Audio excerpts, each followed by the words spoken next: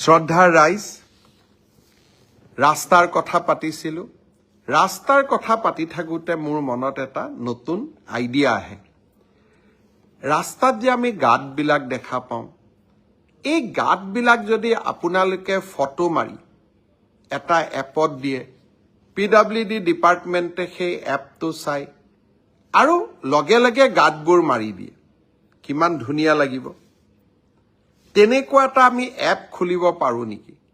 সমগ্ৰ ৰাজ্যখনত নহ'লেও গুৱাহাটী, তেজপুৰ, যোৰহাট, ডিব্ৰুগড়, শিলচৰ এই 5খন চহৰত বাবে আৰম্ভণি পৰ্যায়ত আমি এটা এপ খুলিম। য'তে ৰাস্তা গাঁত দেখিছোঁ আপোনালোকে তাৰ পৰাই ফটো তুলিব আৰু আপোনালোকে তাতেই সেই জাগাটোৰ সংকেত দিব, যাক আমি লেটিচিউড বুলি কওঁ বা আমি তাৰ জিঅ' ফেন্সিং বুলি কওঁ।